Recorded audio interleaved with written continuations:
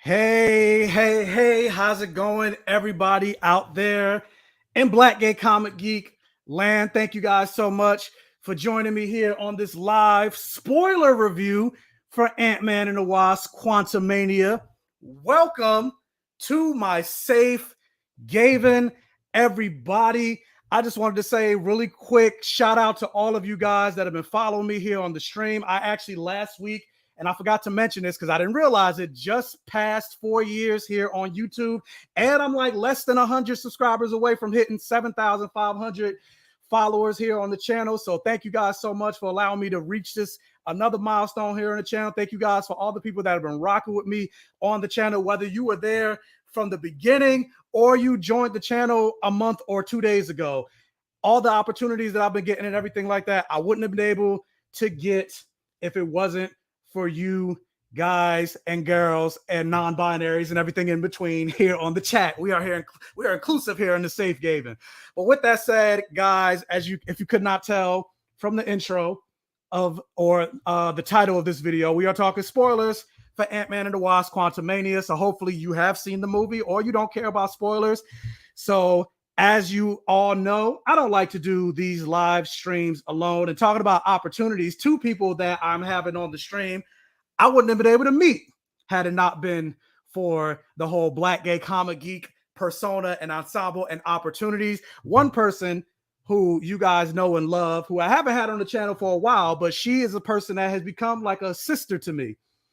And somebody that I always appreciate her input, always appreciate her insights.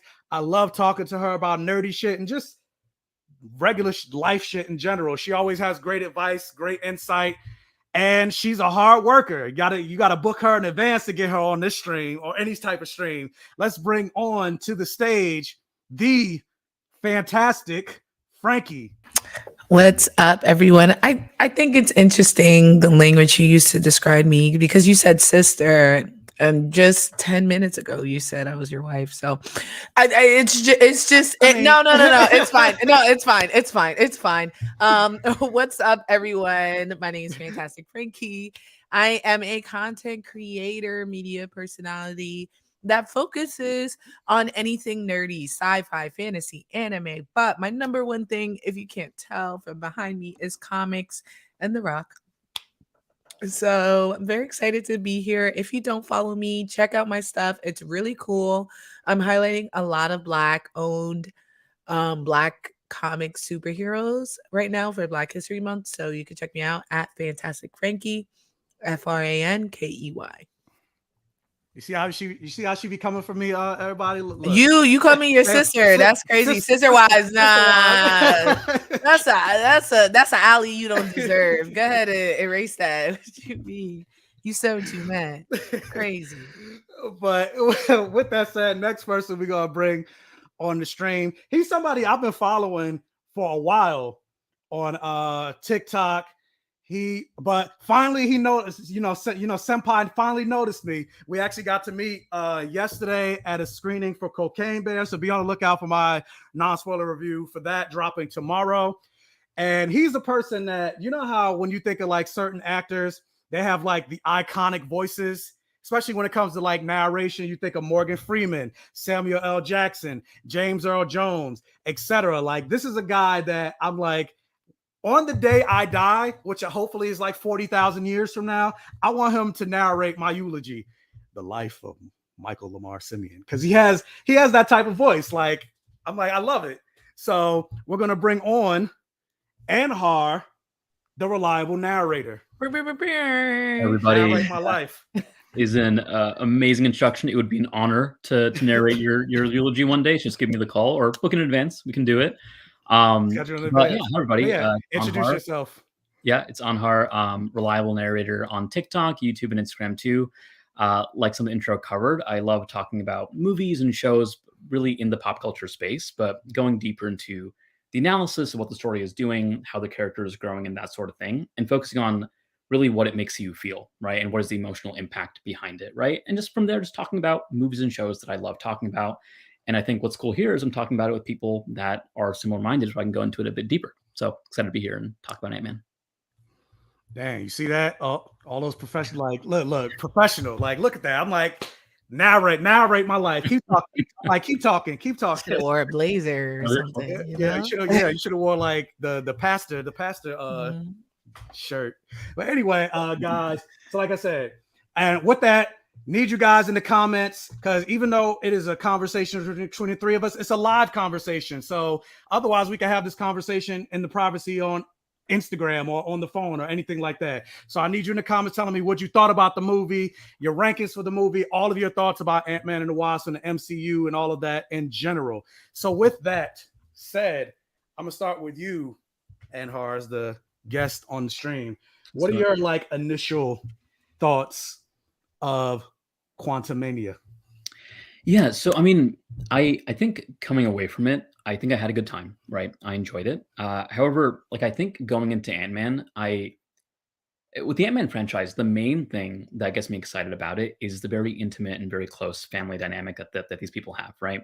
The first Ant-Man was there was action, but it was quiet. And what really endeared me is Scott, his relationship with his daughter, but also the extended family and his ex-wife and all of that, right? And I like how the second movie really extended this theme of broken families, getting them together and that sort of thing.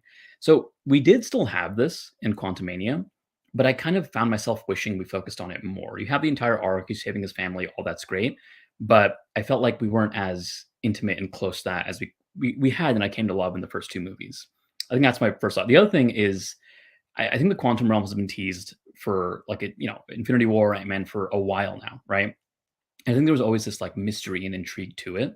So going in, I was really excited, but I think part of what took me aback, right, was that in seeing what it was like and seeing more of those details fleshed out, a part of the mystery went away, right? And so that was in this weird roundabout way. It took away some of the mystique and the mystery and the aura around the quantum realm, right? So I think those two things are what drew the movie back for me in some way. But overall, I think I had fun. Yeah, I agree with most of that sentiment. I felt like this movie did not feel like an Ant-Man movie, and the things that I really enjoyed about the first two movies were gone. Um, I just felt like it was a bunch of ideas that were put together, and I did enjoy it. Like while I was watching it, I was laughing. It was cute, but it was so for formulaic that it really threw me off, especially since it wasn't the Ant-Man formula. It was just like a general Josh Whedon, like Marvel type formula, and really threw me off. But what I really didn't like is I felt like there was no stakes. And some of that could be my expectations for this movie. I had an idea of, okay, this is the jumping point of phase 5. This is going to change everything we know about the universe. It's including Kang. We talk about the quantum realm. Like, this is going to be high stakes. And literally nothing mattered from this movie. You can skip this movie and just watch the post-credit scene and find out one of the kings are gone and the rest are celebrating, and that would be it. Or it could have been I felt like this movie could have been a prologue, honestly. And that's sad because I really enjoy the Ant-Man movies, but things that made it special, the heist piece of it, Luis, and like other regular characters that kept Ant-Man grounded, because what business does he have? Yeah, that is a huge power. I'm sorry. When you said that, I was like, damn. But yeah, but what business does Ant-Man have fighting Kang? You know what I mean? Like truly. And not just that, but this is the second Ant-Man and the Wasp movie that I saw where we don't really get to see the Wasp and what she can truly do. And even from the prologue when they're talking about her taking over her father's company and stuff like that, there's so much going on right now with Hope that they didn't explore at all. And she clearly is better at being a superhero. She clearly has a lot going on. And we really didn't get she probably had 10 lines. She was just making faces like, damn, like the whole movie. And I was like, man, there's a lot of opportunity that was left just so they could set up Kang the Conqueror. You're muted, Mike. There we go. There we go. Mm-hmm. But yeah, I agree. And I said this in my non-spoiler review that this movie should have been called Ant-Man and Janet, because you really didn't get much from the Wasp. You got mostly Janet's storyline and her connection in the quantum realm, and using her as a catalyst to introduce Kang. And not only, my mother's calling me. Hold up. Yeah, she's in the middle of the stream. She's calling me to be like, "I cooked. You coming to eat? I'm you live, coming? Mom. Yeah, I'm Lucky live, you. Mom. I have to cook my own food. Let me text her real quick. She gonna keep calling me until I answer. Maybe she's watching. Maybe she has some thoughts. Yeah. She's like, I don't know how to comment here. See, look, I knew it. I was like, why she gonna keep calling? She calling me again. There we go. See, this is what happens when you go live. The real question is, why did you screenshot this particular image and then tag me? Because I look crazy. I wasn't looking at I was just screenshotting. Yeah, I'm like eating in it. That's crazy. You thought I wasn't gonna see it? I didn't even look to see what you look like. I just took the picture. But anyway, I forgot what I was saying. But yeah, I was also saying, like, also with this movie, to me, it kind of felt like a Saturday morning cartoon. Yes. And I felt like this movie, and granted, I get like Ant-Man character. He's a more goofy character. He's a more obscure character. And you think about like the first movie, even though it was a heist movie, it was still a little goofy. Like you had like the major action sequence at the end, like they were fighting on a train, like a toy train. So I'm like, the character of Ant-Man does lend itself to that. But now you're introducing Kang the Conqueror, like the biggest baddie that you're gonna have in this next couple of phases of Marvel, and somebody that you're saying is more dangerous than Thanos. Like, this movie should have been darker. Mm-hmm. And a lot of the jokes for me just didn't land and everything like that. And then, like, I wish we got more of like the characters and the development between the Pyms and Van Dynes. And nothing against Jonathan Majors. I thought he was incredible, but like, yeah, I just thought this movie should have been way darker, and it was too good. Like, after 25 or so movies, I think the MCU is in now. I like you mentioned, I still feel like they're trying to live in the whole Joss Whedon jokes and quips. Yeah. And it's like we're I feel like we're evolved. We're past that now. I think I appreciate them taking risks and doing goofy things, but I think you're right in that it's trying to do that thing while also pulling in someone we're supposed to fear for the entire rest of this phase, this saga, whatever happens from there. But like I think there's one thing to try and balance those things, but it's another thing to sort of, I guess, do that goofiness in a way that doesn't land, right? I think that's like was a big chunk of the movie for me. It felt like we were trying to do a lot of different things at once, and I wasn't like, no one thing was fully landing in place where it should be, right? Mm-hmm. I was saying this, that there's a lot of good bits to this, but as a whole, it felt very scattered. A lot of fun. Yeah, like they teased, and I heard, I just read somewhere that they changed the ending. They teased that Hope and Scott were going to be stuck in the quantum realm, right? So even that entire scene, right, with him looking into the what do you want to call that? The doorway. I can't think of the name right now. The portal. Thank you. Thank God. Yeah. Like him looking into the portal, them being nervous, him trying to get out before Kang, all that jazz meant nothing, right? Because he could have just shut down the portal right there. He did not need that ass woman if they was gonna get him back immediately. It didn't even like, it would have been one thing. I would have really enjoyed if they showed him there for a couple weeks and it ended up being 2 years, and now for another time he missed out on his daughter, and there's so many threads that they could have extended just from that one scene alone.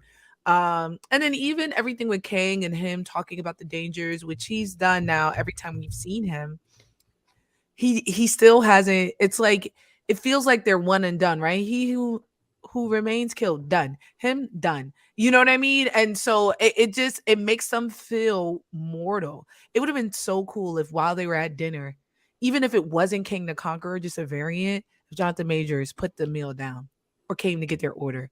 Like stuff like that. I was like, there's a way you could have kept this movie exactly how it was and still brought in those stakes, still made it intense, but still, like you said, take those risks. Because I think they don't have issues taking those risks and like diffusing. We saw it in Endgame, right? We see it in Wakanda Forever, where it's serious movies that still have like a lighthearted, I don't know, overall tone to it. Yeah.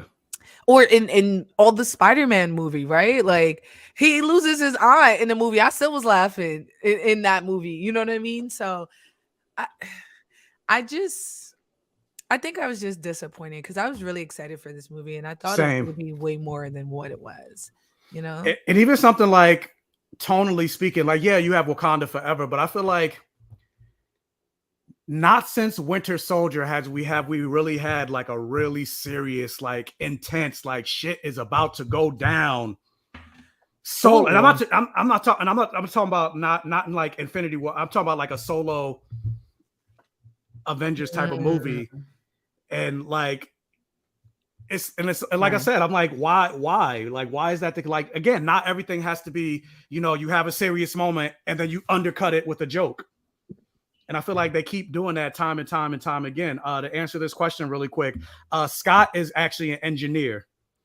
So that's how he was also able to still and work Pym's suit in the first movie, because he is an engineer. He's not obviously probably not as smart as his daughter is creating that quantum device, but he's not an idiot. He's pretty smart. I think he's pretty smart, right? He's more than like, I think he has like an MIT degree or something like that. They all love MIT. He's probably not making like a Riri suit, but he's not. Right, but he's definitely, he can discuss but he knows things with like Tony could tell him something and he'd be like, right. Even he knows enough to he was able to fix the Ant-Man suit. Right. Or even like he was explaining quantum physics to them in Endgame, right? He's like, hey, this is the quantum realm, this is where I am, da da da. And he gives them the idea to time travel. He says, hey, this is how I am. We can time travel using the same avenue. So I think he's funny, and because his movies are so campy, we forget what a force he is. What I want to know is, can he do kung fu? Like, can he fight? He got hands? Because like, to see him do anything but heist, I'm like, this is not the guy, right? This is not the guy who should. He got a little bit of him. Remember, because Hope was teaching him how to fight in the first movie. But that's what I mean, right? I would love for him to be the brains and Hope come and clean things up, and then she leaves. And they were kind of hinting that, but also I don't see the connection between them, right? That scene where she's going to find him in the core, and he gets all of his variants or whatever possibilities to come together for his daughter, right? She does it in pursuit of him, and you know, all of her possibilities come to one because of him. And I was like, do they love each other like that? Like, I'm watching it, I was like, is this true love? Like, for me to feel it, I mean, that's what it's supposed to be, but it's like, supposed to be, right? But you feel it with like Christine, right? And Steven. You feel it with what's her name? Bucky and Steve. You feel it with Pepper and Tony. But here I was like, do y'all even like each other? The only time I seen them together was at dinner with other people and in our car with other people. Like, I never saw moments of them alone besides the 2 minutes before they got sent back home, where they were like, damn, this is our life now. And they're like, oh, psych, we're gone. Yeah. And Har, I see you nodding, so you want to. I'm sorry, I'm kind of having a coughing fit. Oh no, you're good. I was gonna say, I saw on Twitter somewhere where that scene came up, where there was like at the end and they had that moment. It was like, oh yeah, they're a couple. I completely forgot. You know, like it just, you know, it's supposed to happen, but you don't feel that connection like Frankie's getting at. Exactly. And I don't know. And I don't think it's screen time. I think it's also the second movie didn't set them up to be this type of couple. I always thought he was like something fun. But at this point, they're trying to show, especially with like the dinner scene, that they're a fully probably married, integrated couple, right? Like the daughter is spending a lot of time with Michael Douglas, which is her father, right? Because at first I was like, why is she even there? And I was like, oh, these are her parents, not his parents. But like, for a movie that's so centered around family and love, I did not feel any type of familiar connection, love between the two of them. Not even just that, but for the movie to be called Ant-Man and the Wasp, you don't really get any real autonomy from Hope's character. Like, who is she as a person? Who is she as a person outside of like her relationship to Scott? Like, and then she's running her father's company, but to what end? Like, I don't really know who Hope is. I know who Hank is. I know who Janet is, just from the little bit we got in this movie. I know about privileged Cassie in this movie. You know, white feminism Cassie, and I know who Scott is, but I don't know who Janet is. Yeah, and that's a problem. You said Janet? I feel like I know who not Janet is. Sorry, Hope. I was like, I know who Janet's Janet's a worker, yo. Janet gets around. Like, I'm Do you think they could have like meant, like, I know it's, you know, they're carrying over the title from the second movie, but do you think the Wasp here could have intentionally been like Janet instead of Hope? Oh, no. I mean, I don't think they're that. I agree. I love that thought. But I think for that to be so, Michael Douglas would have had to have a bigger anything, right? He kind of was like a deus ex machina, where like where they needed him, he showed up. But even with their relationship, we saw a sliver of it, and even which was more than we got for Scott and Hope, where like she's like, hey, I slept with other people. He's like, it's cool, like I slept with other people too. But beyond that, we don't see any of like how was healing between them, right? How was reconnecting after you thought she was dead, right? And she thought she was stranded.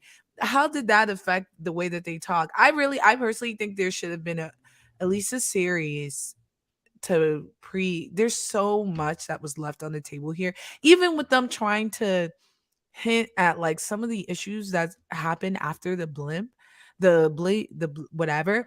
It's still crazy to me that there's no on the ground show that's discussing what's going on with the world after a Shield show.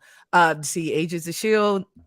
Yeah, I was hating on Agents of Shield. This would have been perfect time. I love Agents. I love Agents of Shield. This would have been a perfect time for Agents of Shield to show on the ground. Damn, I'm gonna say that tomorrow, because like there's so much that they are hinting at that they just don't have the time to talk about, that I'm really interested in learning. Right? What happened to the people who, if I owned a house that you got blipped out of and you pulled back up, whose house is it? Whose house is it? What about the people who got remarried and the love of their life come back, right? What about those? What about people whose child? Like, there's so many people who was in the sky. What if I was on the operating table getting like heart surgery and I get blipped away with my chest cavity open? And then you get blipped back with your chest? Yeah, do I come back with my chest open, or like? What about those people who were on the planes that got blipped away, right? Are they gonna blip back in the air? They said that's the one thing that they addressed. They said if you're like on a plane or you were on a boat, you blipped on land. But then my question is, did you blip on? That's what I'll say. Did you blip on land at your final destination? Like if I'm going to Peru, did I blip in Peru or did I blip back in America? Yeah. And do I have? And what about my luggage? Do I got my passport? Yeah, then you talk about baby. That luggage is gone, Papa. That's gone. That's gone. The luggage is gone. So am I stuck in Peru with no like? So there's a lot that they could go into and a lot of problems that they created because of this blip situation, which is, if they're smart, interesting problems that they can address. But Anhar, you sound like you're about to say something. Have you guys seen the HBO show The Leftovers? Yes, and I read the book. Incredible show. But like I think that like a show like that in the MCU would be incredible. Michael, what it is that like it's like a slight sci-fi premise where 2% of the world's population disappears, right? Similar to the Snap, where 50% disappears, right? It's the Rapture. Right. And so the entire show just focuses on the people just trying to deal with just the psychological trauma of an event like that happening, right? And then eventually they talk about like maybe where they went. But I feel like if we did that within that 5-year period for the MCU and just explored the pain of these people trying to rebuild and make this work, that would be an incredible, just like slow burn drama that would flesh out this world and make the MCU feel more lived in. Whereas right now, I feel a bit, I don't know, I'm so curious about what happened during that time. And we only hear about like, oh, it was hard or oh, it was this, but I haven't seen it, you know, and I want to see it. I think one of the closest things we've gotten to that is Falcon and Winter Soldier, right? Where we had the Flag Smashers who were talking about it. But I think one, we could have done some flashbacks where we actually saw them experiencing it. Agreed. Then two, they became like cartoon evil too quickly, where it was yes. like, vibe with them. Yeah, that was one of my biggest criticisms about Falcon and Winter Soldier. I was like, they could have did an entire episode where it was a flashback of showing what life was like for these Flag Smashers during the blip. Instead of them telling us, You're showing us, and that's like storytelling 101. Don't tell me, show me. And that's one episode. You're right. 45 minutes. All these questions we are having could have been answered, right? It could have been Carly seeing it starts off with everybody leaving, the borders opening, them talking, them showing all that stuff, and then everyone returning and showing how things shifted. People getting homeless, right? Like people getting kicked out of countries, things like that. And it could have created a great existential question for the MCU going forward, where it's like, which they kind of hinted on a little bit in Doctor Strange, but they didn't really go into it. But it's like, were the Avengers right in bringing people back, or was Thanos right? Right. And it's like, not was Thanos right, but after it was done, who were they to reverse it? Yeah. Right. And I think talked that's about the how biggest question. Opened up. People were coming together and the world was becoming a better climate change. They talk about how you were able to see dolphins in the harbor again. Yeah, I think the Mets had to go. The Mets got left. I think what's fascinating about that question is in Doctor Strange's like colleague, right? That guy who did surgery with him. I think the way he phrased it is like, was there truly no other way? Right? Like, I know you did this entire play where everyone left and came back, but I think the way he phrased that question is like, yeah, man, you saved the world, but like we underwent so much pain in the process. Could you have not done it some other way? Right? I think that question is fascinating. I would have loved to explore that. Yes. And even in that movie, right? In that movie, I know we're talking about Ant-Man, but that's my biggest issue with Multiverse of Madness. And I enjoyed Multiverse of Madness, but I would have preferred if they were showing that this is the only Strange that's trying not to be Doctor Strange. Like Wanda was more of like someone who was trying to help America and saving America from other Stranges. I think that would have been way cooler. And then I really wish that I think the theme of you don't always have to be the one holding the knife would have felt more true if he was like, there was one other way, but if I died, then there would have been no Sorcerer Supreme, and then this, that, and the third would have happened. And then it was like, what? You know what I mean? Because then that would have, one, fit into his character. Two, would have fit the theme of this is why him and Christine can never be together. And three, him recognizing and having to live with the fact that he has destroyed the way the world is and everyone hates him. He made the wrong choice moving forward. You know what I mean? And the fact that they left that, they didn't like at least confirm that no, there was no other way. Yeah, no, they didn't even. They just briefly. They never discussed it. Yeah, never went back to it. Even if they left it in the air, but they just left it like it's up to your interpretation, I would have loved that, right? But it's never brought up again. I was like, why you press the party button and you go and turn the party and then you turn the party button back? Yeah, and it's like 14 million different timelines. You mean to tell me there was literally no and we joke and people joke about it all the time, but like. Ant-Man could have pulled the butt theory, like going up Thanos' butt and explode. Like there was definitely other way, or he could have closed the portal on Thanos' arm and chopped his arm off like they did in the beginning. There were definitely other ways, but it would have been a great narrative to be like, no, if any of those other ways did it, I would have died, and I'm not comfortable because I'm Doctor Strange. I'm not right or something like that. And that goes against the laws of probability too, right? 14 million and there's only one. There's no way. Just in the laws of physics, which people forget, Marvel is not DC. Magic is not magic. Magic is science, right? In DC, there's magic and there's science. In Marvel, it's science. It's all science, but there's like a mystical, right? Am I wrong? That's how Reed Richards sees it, but okay, I'm sorry, but it's a little different because a lot of the sciencey characters can't really comprehend magic. Right. I mean, they do that in DC too, right? The Flash doesn't believe in magic, but I thought even Thor, at least in the MCU, right, confirms it, right? He's like, you call it magic, we call it science. And I thought that was the whole thing, right? It's all science, but it's science on a level, right?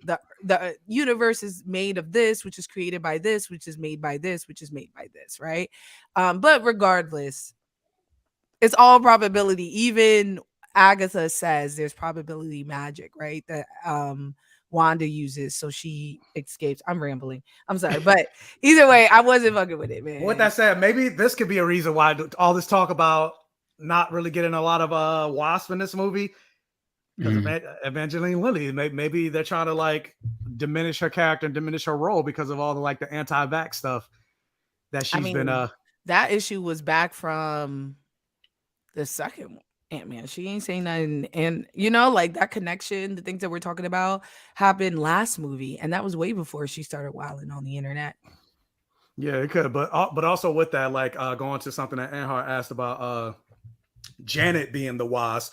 Part of me is like, granted, I get you also have to have the relationship between Hank and Janet and everything like that, but like it probably would have made more sense because like going to this question, Nathan Moore, which shout out to I'm like, is this the same Nate Moore that's the executive producer of Marvel? What's up, boo? Yeah, what's up? Put us in a movie. Hire us. We love your movie. We love your movie. We love it. Let us work the red carpet. But like, how does time travel work in the quantum realm? Because one moment they're like, it's outside of space and time. They talk about Janet being there for 30 years. And obviously, if there's no food or anything like that, so because it's outside of space and time, she doesn't need to eat. And when Scott gets stuck there, he's down there for 5 hours. But in our world, he was down there for 5 years. Look, nothing like the quantum realm down there. But then you get to this movie.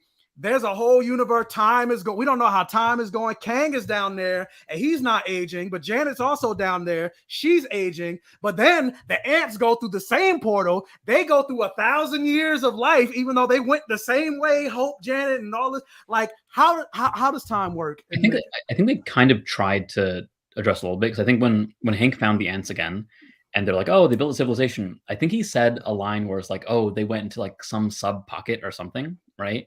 So I think he was trying to say like you can kind of drop into the path they dropped into, or you can drop into a weird pocket where it becomes a weird time loop thing. And maybe we can say that when you don't hit those pockets, then you have a stable society and a stable thing, and you saw Kang's entire world. But maybe when Scott first went down there, he dropped into a pocket where it was like 5 hours and 5 years or something. And maybe the whole thing behind Tony's tech in Endgame was that he figured out how to navigate knowing where to land in the quantum realm. But I think that's what that line was trying to say. But it is still confusing. But then even when they were there in whatever that stable community was that Kang had, Kang says it himself, and Janet also says like time does not exist here. And so I was like, why is she aging then, right? Why was 30 years for her, 30 years for them when time doesn't exist here? And people were trying to explain it, but obviously rudely, they were like, decay, I was like, decay needs time. Yes, we're organic beings, but the way that we decay, the way that we progress, the way that we age is directly correlated to time. And they specifically said the only place that could stop this version of Kang was a place outside of time and space. Right, exactly. So like they doubled down on that aspect multiple times in this movie, but yet again, because I do agree with the ants I got, right, that they went basically a different route and found their way there through their technology. That I understood, but Janet was confusing to me. But actually, what you just explained does make sense a little bit for Scott, because I was like, where the fuck was Scott this whole time? He's confused. Ain't nobody know him. What I didn't understand was Janet was fine with them playing around with the quantum realm last movie. And now she's like, oh, don't you even bring it up. And I was like, yeah, that's a proper response. I get that, but like that was not how she was. That wasn't her response in Ant-Man and the Wasp. Yeah, she was encouraging. She was right there. She was like, yeah, go ahead and check out the quantum realm. That's because they ain't think of Kang yet. Right, they didn't think. And she was encouraging him, right? She was telling him what was there. She was like, there's medicine out there. There's this, there's that to fix Lawrence Fishburne's. Was that his daughter? I think like an adoptive daughter, whatever, like an adoptive the girl. But that's why he went down there. She was like, yo, the quantum well is lit. Go ahead, go over there. I'm gonna send you, and you can grab these materials to save old girl so we can stop beefing. Literally what she says, no issue. And it's clear the only place she could have been sending him was that place. He probably got stuck because they got dusted before they could finish pressing whatever button. Yeah, before they could press the button. Yeah. But yeah, I think it is what you're saying. They were trying to clean things up. They were trying to fix things, but like because they didn't have this portion mapped out, I think it was weird. I think honestly, what would have been so much better is if this was the intro to a Fantastic Four movie. And we know that's going to play a big role going forward, because I thought about this the second time I saw the movie. I was like, who else would be able to stop the Council of Kang but the Council of Reeds? Right, Yeah. right. So I definitely feel like that's gonna play into a big role, a big part. But going to this question really quick, where do y'all see the MCU heading right now? Honestly, I feel like I'm close to being checked out. Doctor Strange 2 and Thor 4 took my excitement and played in my face. And then yeah, Thor 4, like. So I think from what I've been reading so far, like it seems they are getting a bit of the fans' notes, because I think one of the things that I believe what I read is that they're trying to slow down with the number of things they're putting out, right, and focus on quality, right. I think especially with the shows, that has been what's been worrying me, because I'm excited about all these titles, right, but they're happening so fast. I'm like, where is the time to make sure it connects, to make sure it's written well, and all that? And I think with a lot of these shows, I feel like if they just let them write for 6 more months, we would have been able to like plug in all the holes, right? Right. And so my hope, when it says like what are we looking forward to, like my hope is that they take that time to make sure we plug up all the narrative holes and make it better again.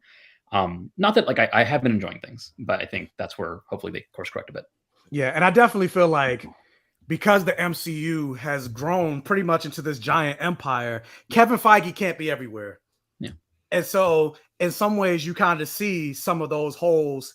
Like, for example, you got a whole ass what is the name? Celestial sticking out of the Indian Ocean, and we didn't really get not one reference. Oh, we did in She-Hulk. Yeah.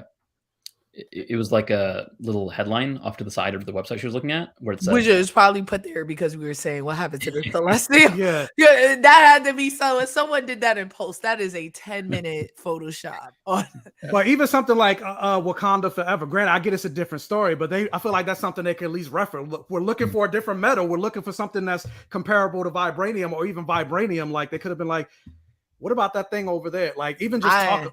I don't think they would have referenced it. Don't nobody care about that. In Wakanda Forever, it was very much a huge looming threat that they had to focus on, in addition to these white people wilding out. So it was a lot on their plate that if they even mentioned the Celestial, I'm like, why would they not check it out? Why wouldn't Namor not be concerned about it if they were talking about it? Because it's in his territory. So I think they were good not including it in his, but like Spider-Man would have been the perfect time for them to bring it up, right? Far From Home, I think that would have been a perfect time. I think, was that after? My understanding of the timeline is it's kind of, I think Eternals and Far From Home kind of like roughly overlap, right? Yeah. I'm not sure when the moments, like when the end of each movie happens. Right. And I think Hawkeye is before. I don't think I think Shang-Chi. Now I'm trying to think of it. I don't think there are that many movies that are after, that are after it, right? Is Shang-Chi is not after the turn? I don't know the order off the top of my head. Guys in the chat, if you know the order of where these movies stand after Eternals, let us know. But going to this, my biggest question was, what if MODOK pulled them into the quantum realm and it wasn't the Pims and Land? It actually was MODOK. It was MODOK. He said it. Yeah, MODOK mentioned that Cassie sending the signal into the quantum realm is how he located them to be able to pull them in. Okay, real quick. Hawkeye is the only thing. Hold on. Chronologically, okay, so Hawkeye was after. No, I'm sorry. This is one of those guys. I tried to go back and make the timeline recently, and so according to what I had, it's No Way Home. So it's like Eternals happens, right? And after that, I have Multiverse of Madness happening slightly after that. So like that is a movie. Then Hawkeye, then Moon Knight, Wakanda Forever, She-Hulk, Ms. Marvel, then Thor: Love and Thunder, and Werewolf by Night, Ant-Man. So yeah, I had it. Yeah. Okay, so there's a couple.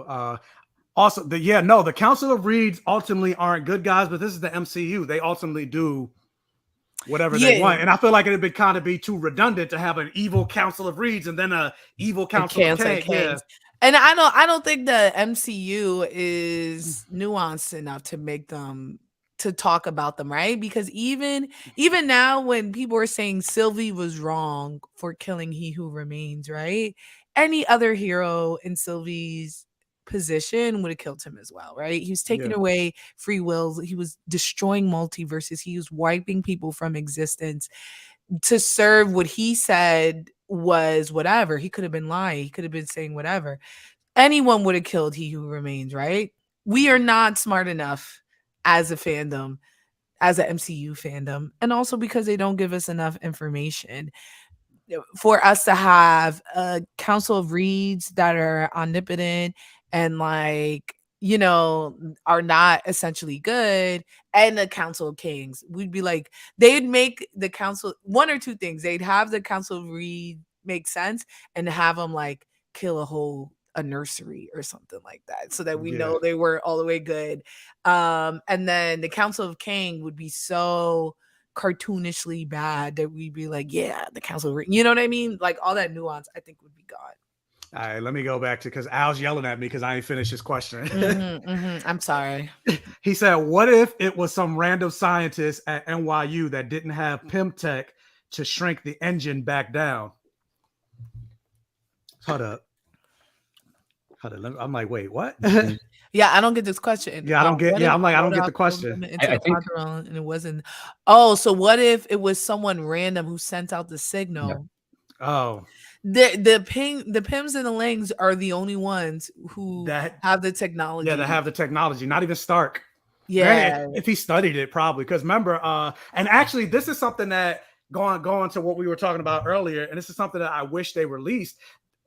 I'm gonna see if I can find it on Twitter, but there was a whole deleted scene from Ant-Man and the Wasp that took place in the 60s where it showed Hank and Janet doing like a heist when they were Ant-Man and the Wasp, and it even mentioned in that scene like nobody else had the technology, and that's why he quit working for S.H.I.E.L.D. because they wanted to mass produce the technology and everything, and that's kind of why he went underground. And I'm like, see, stuff like that is like a lot of the stuff that we're missing from this particular trilogy of movies, especially because we were so focused in the quantum realm and so focused on building up Kang and setting up Phase 5. Like you guys mentioned, this didn't feel like an Ant-Man movie. Like there was so many even Luis. Like where was Luis at? Yeah.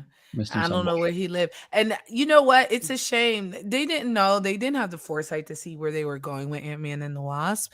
But Iron Man 2 would have been a perfect time to put that in there, right?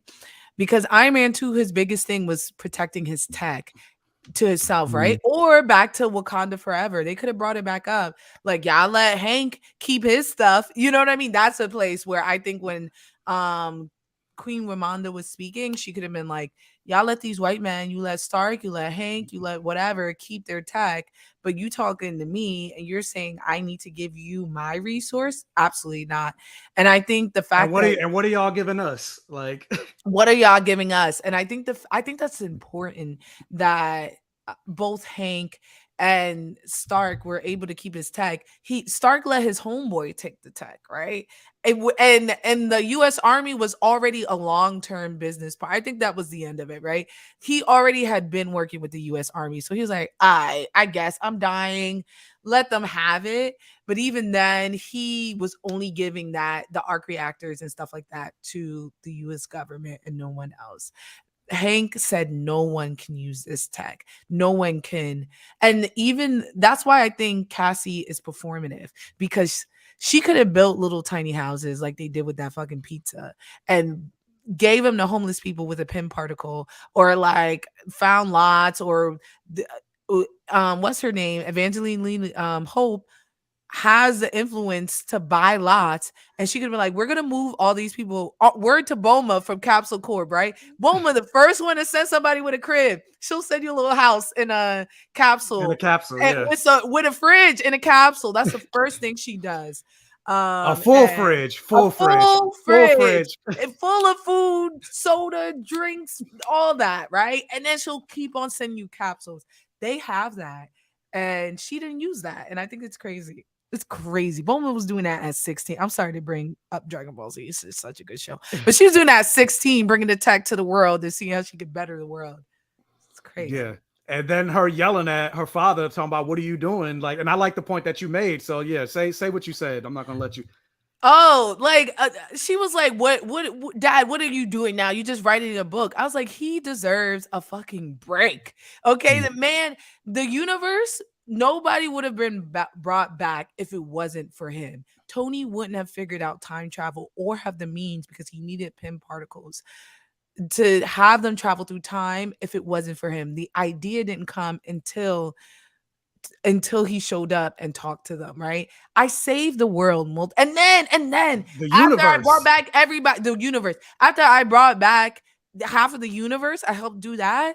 Guess what? I fought Thanos. What the fuck am I doing here fighting Thanos? I'm done. And even before then, what was he doing? He was doing some Robin Hood stuff. Like he was giving jobs to ex-cons. He was doing so much work. He deserves a break. He's like, look, I'm done. I want to sit. I want to spend more time with you. You know what I mean? And you're upset with me because I've been lost and gone when my priority every time I was on Earth was you. Every time, you know that. And like, And he's also trying to make up for lost time. Like he's been going, like even with the whole birthday thing, like he's been gone for you. Like he wants to spend time with his family. And it kills him. It kills him, right? My dad would have cursed me out something serious if I said some crazy shit like that. Like after you save the universe, like I'm like, yeah, he like you could get up out my house. And I'll be bragging about it too. Like I saved the universe, right? Right. Like, not just that, but if I was talking to my dad about him living in the ivory tower, he would be like, you can get up out this ivory tower. He'd be like, you can leave. I get it. It's a conflict of interest for you. So why don't you go with your homeless homies since you want to be in jail and shit like that? Because remember, we used to be poor. Like you live in a good life. You able to shrink a cop car and not go back to jail? Like, come on now. But it's easy to forget once you're privileged, right? You forget how life was before. Yeah. It's a meanwhile, Sam can't even get a bank loan and you shrinking cop cars and going home. Also, like Cassie was saying he's not doing anything, but like writing a book is hard, man. Like he wrote his entire memoir. He's doing a book tour. That's not nothing. Like, he is doing something. And he was doing a podcast. Everything everyone knows about the Avengers, they know from Scott. He's a historian at this point. Yeah, like all those references. It's like, how they know that? How they know that? Oh, yeah, and they said the Scott podcast, yeah. And also, like, shout outs to him for capitalizing on his trauma. Like, what are you gonna do? Sit there and be sad? He's like, let me get some cheese off of this, man. Pretty much. Because like I said, he was poor at one point, so he's hustling. He's trying to, granted, he don't need to now because he's with Janet and she's like a billionaire now. But that's what I'm saying. He could be home. I think that speech would have been different if he literally was doing nothing, right? Because he has at this point the means. If they showed him in a hammock just going through regular errands, like going to get his coffee, coming back to the hammock, I don't know, going to play video games with Louise, coming back to the hammock, like things like that, and then she called him lazy, I would have been like, word. But he's actively working, bailing you out of jail, talking about his experience, and you calling him lazy. It just don't make sense to me. Yeah, and I think that his arc would have landed better if we had that, like going back to him sacrifice himself by staying in the quantum realm and not being saved.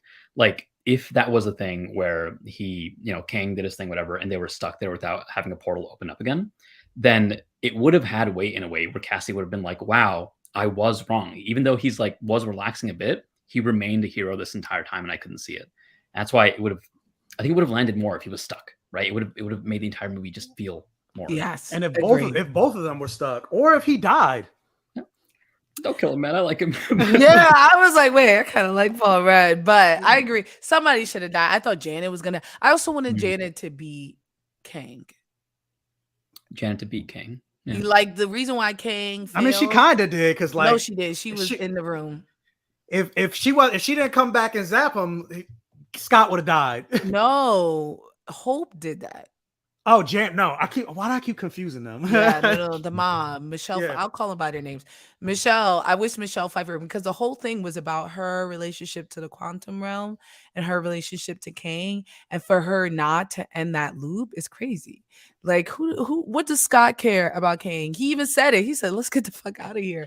Like, what's his daughter is shame? He could have dipped. But like for her, the stakes was high. Even her coming back to defeat him after she was gonna leave Cassie. He was like, we gotta go. Yeah, we'll come back. Go. We'll come back. We'll come she was back. like, she gonna be y'all can have another. Y'all can have another daughter. Like she was like, she made friends, right? I survived 30 years here. It's fine. We're gonna get her later, but we gotta go. And I was like, that would have been fire if she was like adamant about leaving Cassie, about getting out of there, and then she came back and destroyed the core, and then he got sucked in. I would have loved that. I would have loved that so much. But speaking of loops, we got the returning character of Darren Cross. What did y'all think of MODOK? I loved it. You loved it? I loved it. No, your face. You're shocked. I think this is the thing. I think MODOK in general is a ridiculous character, right? He's a floating fucking head. And I think of all the things that actually fit in the tone while still showing he was insanely dangerous, right? Hey man. I also love that like they all acknowledged how ridiculous he looked and was like horrified by seeing him. I think that it was great. His line when he dies, when he was like, I get to die an Avenger. I thought that was hilarious when he was like, because like also what are the parameters to becoming Avengers? Like, is somebody just has to say you are one. So, but who? I don't think so. Tony has a campus and things like that. I think he is the campus still around? Didn't it blow up during Endgame or whatever? Oh, that's a good point. Okay, yeah. So then there are no Avengers besides the former ones, right? Yeah. I think there was a point where it was like an official government group, but then it got made illegal by the Sokovia Accords, but then that was struck down. So I'm not sure where we are right now. Where they were with that, right? Because was it a private entity? Like, was it a extension of Stark Tower Industries? Tony was funding it. Right. Because they were talking about that in Far From Home. I watched that the other day on the plane. Where like the whole thing is Happy is moving Avengers Tower from New York City to I'm sorry, in Homecoming, the first movie. Yeah. He's moving it from New York City to upstate, where we see like that's where Ant-Man, we first see it in Ant-Man following it.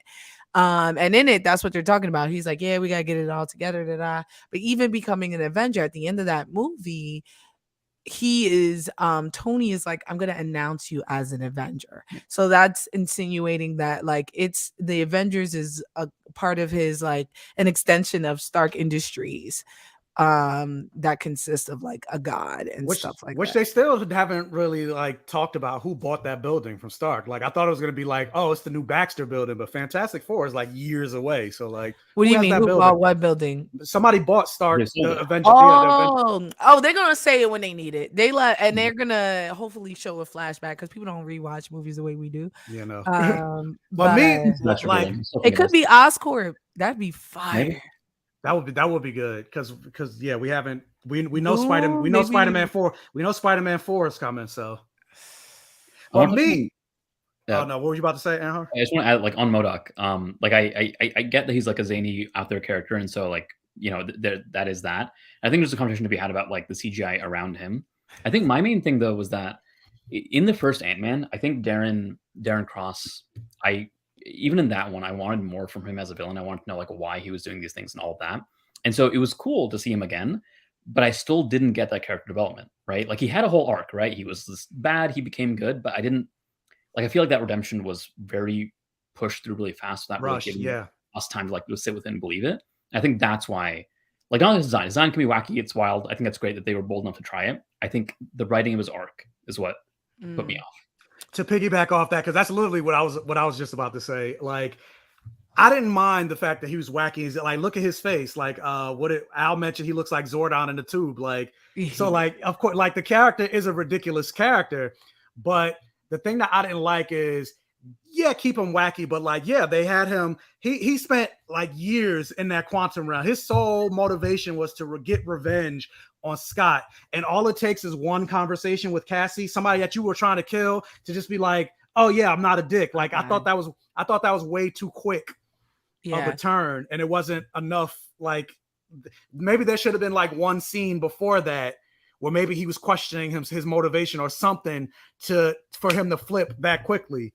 Like he literally, like right before that scene, he just tried to kill Hank, and then all of a sudden it's like, now all of a sudden I want to be an Avenger. I'm a good guy. I always looked at you as a brother, Scott. It's like, no, like that. I feel like that was just done for the laugh and not for the actual work of the character. Yeah, I agree. I also feel like I really wish we got to learn, since they were focusing on Cassie, she got so much screen time and very little development. How was it for her to see MODOK, which is, the source of her childhood trauma? She mentions it in the car. Like, when I was 6, someone tried to kill me. And like, how has that affected her, 10 years later? And for her to have to go head to head with the man, the boogeyman to her, and to be so nonchalant and having fun and be like, let me try to go big and do it instead of paralyzing fear. Since I already brought up Dragon Ball Z and now it's in the court. When we see Vegeta talk to Frieza when they go to the Namek Saga, he's terrified, right? He's There are terrified. times, and when Frieza comes back, he's frozen in his tracks because that is the boogeyman to him, right? He literally, there are scenes where the anime line comes on, he turns white, and he can't do anything. And there was not one scene for that for Cassie. She was filled with wonder and all that shit, and people are trying to kill her. And she even like brings it up like very briefly when she goes to the Quantum. She's like, that's the B guy. Like, you can see the fear, but then they like let it go after that. It's gone. It's gone. And I don't think it's the actress. I think it's the script. No, it's the script. Yeah. It's the I script. didn't consider that. That would have been beautiful. That would have been amazing to see her confront that. And that's the thing about what I meant about this movie feeling like a Saturday morning cartoon. Like, this movie should have been way darker. Like, here come Ron. It's like a Taika Waititi movie. Like, it was too many jokes and too many goofs and too many gags that really did like what Frankie said. Like, this movie felt like it had no stakes. Ant-Man and Wasp trapped in the quantum realm. 30 seconds later, they're out. Kang. This is supposed to be Kang the Conqueror. This isn't He Who Remains. This isn't Rama Tut. This is supposed to be the guy that was so dangerous that the other Kangs had to lock him in the quantum realm because he was so vicious. But yet he's dead in one movie, taken out by Ant-Man. Like, come on now. And I get there were a lot of people that are making jokes about like, oh, he was taken out by ant. That I didn't have a problem with because there were like millions of those ants. And then also ants are stupid strong. They could lift like 50 times their body weight. He's Kang the Conqueror, though. He was dusting people in their midst. When he came out, he was cleaning people up. He had no issues. He could have flew above them. They can't fly. And wiped them out immediately. But that's what I was saying. Like, he should have been doing more. Like, there was a moment where he stopped Janet in her like froze time. We didn't see him do that no more time. He didn't try to do that with the ants. He didn't like do that with MODOK as he was coming in his force field. Or there was a whole moment where the rebellion was happening. All the people in the quantum realm are coming after Scott Lang is picking up like a bootleg Captain America shield and destroying his vessels. And he's just standing there like, y'all do something. Nigga, you do something. Like, what are you doing? You just standing there. Yeah. Like, until it's time for him. Then finally he comes out and starts blasting people. And then conveniently, he's blasting people. Everybody's disintegrating. But then he blasts Ant-Man and Cassie and them. They just fall. They just they get big again. And I think I like to think that he did that because he loves Janet. And he knows that she, especially Hope, right? He calls her Jelly Bean. He's like, I'm your stepfather, right? That's basically what he said. That's basically what he says to her. So, like, it's my headcanon that the reason why he was merciful to them is because he's like, I love Janet and she loves you. Because, yeah, he walked out. When he finally got his lazy self off of his chair and went outside, he was destroying everybody. He killed that lamp.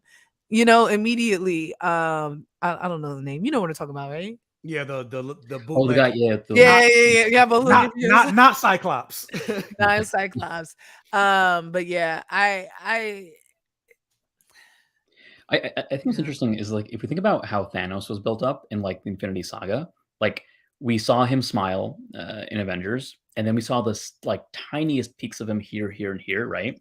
And so we started building up anticipation for him, like, wow, something like horrifying is about to come, right? And so they're trying to build up Kang now, but we don't have this mystique around him. We just saw him fully in a movie in action being fought and beaten, right? So there's not like this sense of mystery and intrigue. It's like, no, we just saw him. He got beat, right? So how do we expect what's to come from here? My hope is that like he either teleported somewhere where he's going to get stronger, or this isn't the actual Kang that it's going to be the main enemy. But it is a weird choice, right? If he's going to be really bad. But even No, with I that, agree, like if because it's we not the seen actual two Kang, variants. We yeah. saw two variants defeated by relatively weaker characters, right? I agree. But if they're not gonna make this version be the actual Kang, don't call him Craig the Conqueror. Right. They call him, yeah. Anything. They could have called him they could have just called him called anything. him the Conqueror. They could have called him Nate. Yeah. You know, Nate the Conqueror. It could have been anything. But and yes, he did promise not to harm Janet's universe, but he didn't promise not to harm Scott. That's not the universe. So yeah, that's and then Feige did say it's the Kang. Like they was hyping this up, especially when they did that scene where he was stomping him out in the trailer. They was hyping this up like this Kang is going to destroy everything you know. And I thought the Council of Kangs were gonna try to stop him, or he was gonna be fighting Kangs, and you know, like everybody else was in the crosshairs trying to stop this war between them. You know what I mean? Yeah, like this man talked about how he's destroyed universe. Like he's had rebellions, but he's killed so many Avengers, he don't even remember which one is which. Yeah. And again, you got taken out by Ant-Man, man. Well, he didn't get taken out by Ant-Man. He got taken out by the Wasp. Yeah, but like both of them teamed up together, but like still like Scott was on the floor. But part of me is still like, well, what's the threat then? So you mean to tell me all we need is a bunch of people coming together and all the Kangs are going to get taken out? Because we already seen now 2 variants of yours be taken out. And and Rio Rahim brings up I'm like, dang, that's actually a good point. He had Darren and didn't know how to recreate PIM particles. Fat. I didn't even think about that. Right there, like there's so many plot holes. There's a lot of plot holes in this movie. What'd you say? Darren had a version of it in the first Ant-Man. Wasn't it like making people into goo or something? Yeah, but it doesn't matter. It worked. It was a version of him that Kang is smart enough to fix. And beyond that, and he also had like knew Janet for years. The suit that he's in as MODOK was his original Yellow Jacket suit. So you mean to tell me Kang, who has centuries technology, couldn't like somewhat figure that out? Yeah, interesting. Dang. I didn't even think about that. Yeah, I didn't even think about that. How would you do that, Raheem? Yeah, Roger did it. Like I need to make a video. Well, yeah, like it's fun because like the more and more I think about this movie, the less I like because it's like certain things just don't make sense, especially when you get to the ending of this movie, right? Talk about the stakes and things like that. Like this movie should have ended. You know that moment where you start playing the welcome back and he's laughing. He's like, yeah, I saved the world.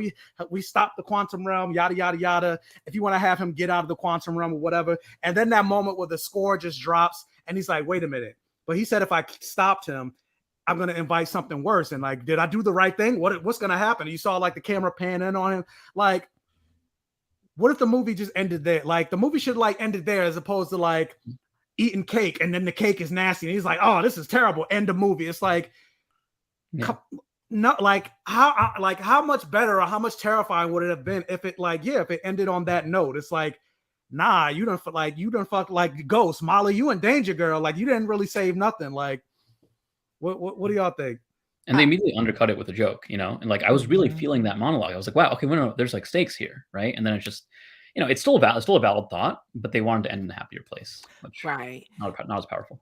Yeah, I agree. I thought I think the ending is what I really didn't like, because I kept on feeling like this is for something else. So like I said before, like if we saw King again, if it ended with him having that existential crisis, if he looked around and realized the world was totally different, right? What if he looked around and he was like, what is this? Why are the cars on it? Where am I? And he realizes that so many things have changed. Like he shifted anything I was waiting for, and it would have to me bumped up this movie 10 points, right? Agreed. But because it ended on such a happy note and they're like it wasn't even leaving it up for interpretation. It was like this cake. I was like, what is it? Even the cake thing, I was trying to like decipher. I was like, what does it mean that the cake is nasty? And then I was like, oh, the cake is just nasty. Yeah. Nah, it's just the cake is just nasty.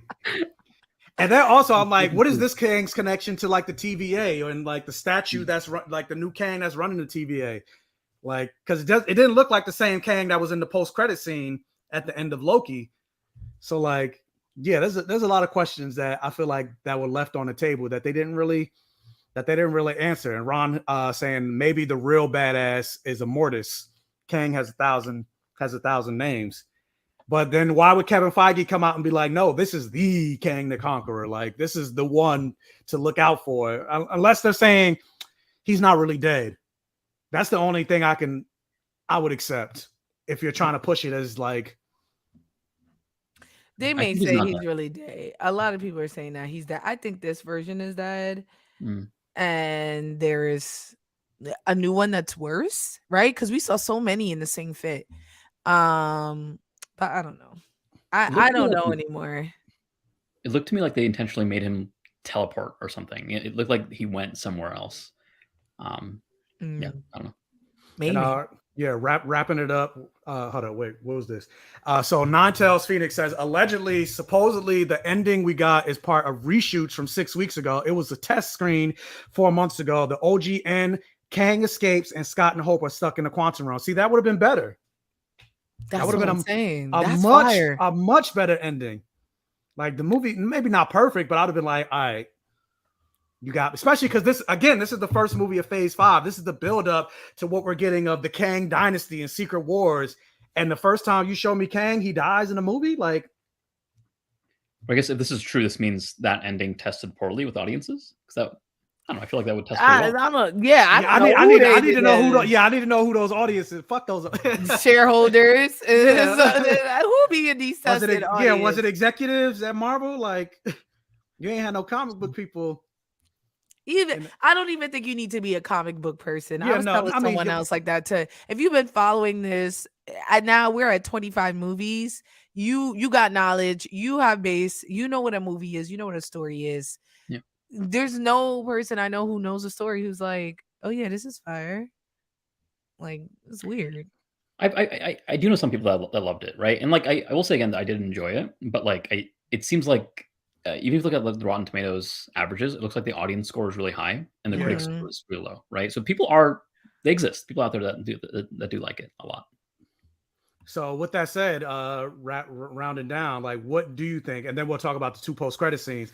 But where would this rate in terms of like the Ant-Man trilogy for you? Bottom. I'd go 1, 2, 3. I think. Like just in the order of the release. Like I say the first one's the best. Yeah. Okay. See, I go 1, 3, 2. 1, 3, 2? Yeah. 2 was fire. I thought I liked 2. No, I didn't really like 2 that much. Damn, maybe. I need to rewatch 2. You're right. I've only seen 2 once. Yeah. But 1 is definitely number 1. You know, what I really love about the second one is 1, 3, 2. Somebody said this is and Raheem said this was last. Yeah, 2 was boring. I think what I liked about 2 a lot is that it really, because the first one was about this whole family thing, you know, being with Cassie and all that, and I think 2 extended. I am. I think 2 extended that thought where they were like, you know, you have Ghost being the villain and everything, you have Goliath, but in a way, the ending didn't end with defeating them. It was like, oh wow, you guys are also a broken family. You're part of us too. You know, we're like adopting and growing this family. And I liked that lesson in that ending. Oh wow, look at that. See, this is the great thing about movies. Like people have different opinions. AK Watts 312. So he or she really liked Quantumania. Or they didn't like any of them. Or they didn't like any of them. They thought it was trash. But with that said, now let's finally get to the 2 post-credit scenes, and then we're done. What did you think about the 2 post-credit scenes? Seeing the Council of Kangs, and then also a teaser for Loki season 2. And then also, did you predict or knew what was gonna happen in terms of like what the 2 post-credit scenes were gonna be? No, I was surprised. Although I was like, man, I really wish we saw someone from the TVA or Loki in this. We saw him. Oh, in the movie. I was gonna say in the movie. I thought that'd be cool. Owen Wilson going by like, what the? You know, that's another thing for the ending, right?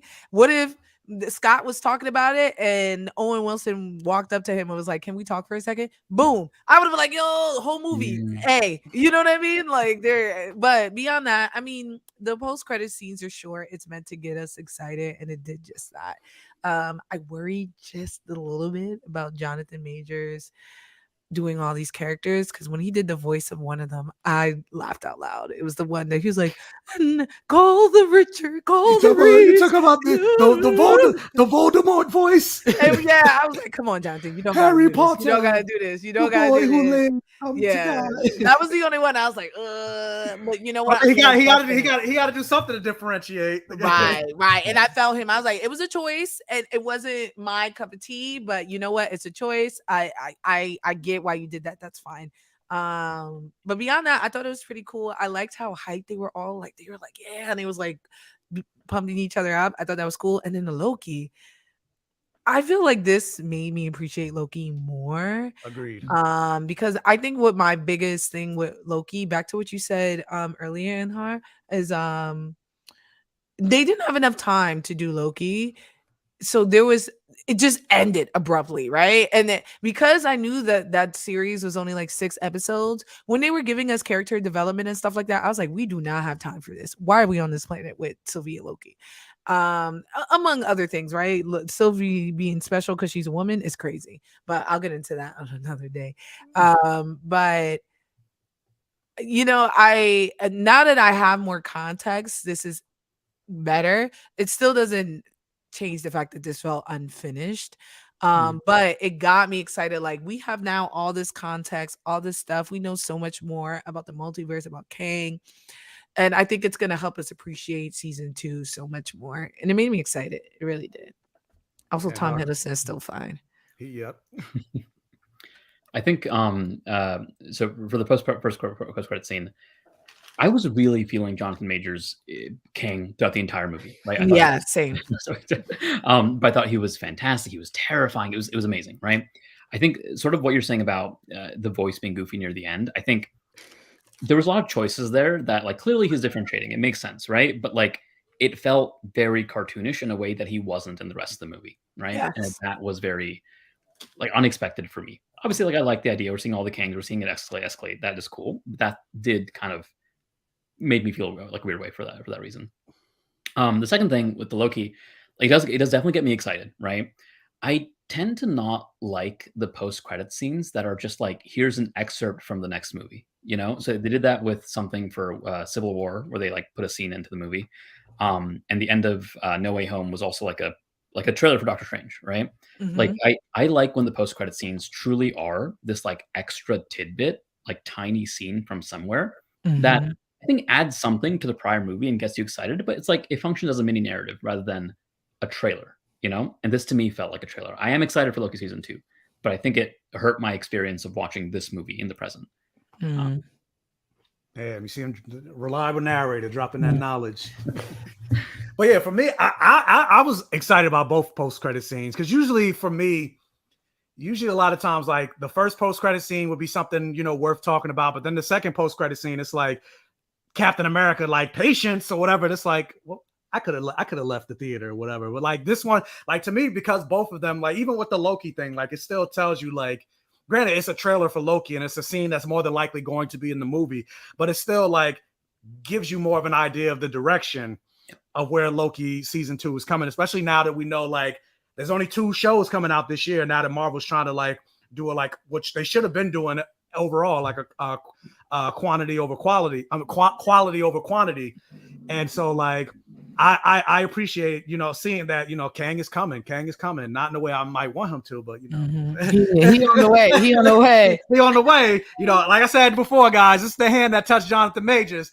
So, but yeah, like, or that line that he mentioned, like, and me and Al joked about it when he was like, when they were like, what's coming? Me. A lot of me. I'm like, yeah. I was not mature. Sorry, guys. I always got to throw in one dirty joke. You know? I was not mature enough for this movie. When he was yelling at Janet, he was like, "Give it to me." I was like, Jonathan. Yeah. Because you know they was, you know. All right, look. Like, do you think they slept together? Yes. And her, you think they saw Janet and Kang? Janet and Kang? I could see it. I mean, yeah, it seemed like there was a connection. I think it seemed implied. I think so. They would definitely. I mean, come on, you look like Jonathan Majors. Like, go look at that Ebony photo shoot. Like, come on now. And you in the quantum. What do you mean? Go look at it. It's right here. I mean, but it's covered by our faces. But then you look at the quantum. Like, she in the quantum realm by herself. This is before she met that other guy, Bill Murray, and then like compare Bill Murray to Jonathan Majors. And back in the day, Bill Murray had a little je ne sais quoi. It's still not compared to Jonathan. Like, all right. You know, try to give him, but it wasn't Michael Douglas. Michael Douglas was hot. I was feeling him when he came with the ants. I was like, okay. But yeah, and then also like competition. But I was gonna say also points taken from this movie with after that photo shoot. We ain't getting out one shirtless scene of Kang the Conqueror. Like, when would he have taken his shirt off, Michael? He could have landed. He could have landed. Yeah, exactly. What do you need? He could have landed in the quantum realm with no shirt on. Like, yeah, sexualized this poor man. Crash. He sexualized himself. Look at the photos. But anyway, he did that to sell some movie tickets. Yeah, just a rip sleeve. But anyway, that's the end of our thoughts regarding this movie. Guys, if you made it to the end of the stream, thank you so much for watching. If you're watching on the replay, let me know in the comments of what you thought about this movie so far, and then like, where do you think Phase 5 is going? Are you more excited or less excited about Phase 5 due to this first movie in the phase? But anyway, with that said, Anhar, if you want to introduce yourself, or for anybody that maybe came to the stream late and missed this, or let the people know where they can find you, what you're doing, what you got coming up, all of that stuff. Totally, yeah. It's been a lot of fun being a part of this. It's my first time on a live stream thing. And yeah, I'm a reliable narrator, mostly on TikTok. I'm trying to do a bit on Instagram, YouTube, and all of that. And again, I love pop culture. I love movies and love TV. And I love trying to go deeper in analyzing how it's written, what it makes you feel, what's the emotional impact behind it. So if you're into that, into writing, TV, movies, all that sort of thing, you can find me at Reliable Narrator on TikTok, or at The Reliable Narrator on Instagram. But yeah, it's a lot of fun being part of this. Thank you so much for being on here. Definitely got to get you on more often. Great perspective. Fantastic Frankey, my sister wife. Let the people know where they can find you and what you got coming up. Yeah, what's up, everyone? My name is Fantastic Frankey. I am everywhere as Fantastic Frankey, Key, not IE. Except for on Twitter, you can find me there at Fanboy Fighter. And I have a lot of stuff coming up. I'm gonna honestly break down some of the things we discussed today in further detail. I've been highlighting some Black comic books, which I'm going to highlight on my website in March, where I'll have a pull list, things like that. And then this weekend, you can catch me at Virtuous Con, which is a virtual comic convention run by Black women. I'll be on 2 panels. One will be women in sci-fi. It's going to be really, really cool. I'm going to talk to different women in the industry. And the other one is about content creation. If you want to know about content creation, how to make it a job. I personally am a full-time content creator. And living comfortably, which is, I think, something that can be achievable for most people. It's just a lot of work. But yeah, check me out, and I'm always here. Yes. And yo, Raheem, I didn't disrespect Paul. Paul Rudd is attractive, but we talking about Jonathan Majors versus Bill Murray, and I got a picture with Paul Rudd too. So yeah, Paul Rudd. I think it's what floats your boat, right? Some people like a Jonathan Majors, some people like a Paul. Yeah, I mean, beauty's in the eye of the beholder. But with that said, guys, you already know where you can find me. You're already on my channel, but be on the lookout, because on TikTok, Instagram, I'm posting like important Black movies and spotlighting them for film history. Today I talked about Blackula. I'm going to also be watching the Netflix show My Dad the Bounty Hunter. It's a Black animated series. Definitely check that out, and check out my review for it. Also, my review for Cocaine Bear will be dropping tomorrow. And like Frankie said, I too will be at Virtuous Con, or not at, because it's virtual, but I will be on two panels at Virtuous Con. I will be moderating the panel that Frankie's on about content creators. And then I will also be on a panel about queer heroes and queer representation in comics. So go to the virtuouscon.com. Tickets are only $10, and come pull up and support Black women panels, Black women owned cons, Black women creators, Black queer creators, etc. So yeah, pull up Saturday, February 25th and Sunday, February 26th. And with that, hit the like button if you haven't already, and we are out. Thanks.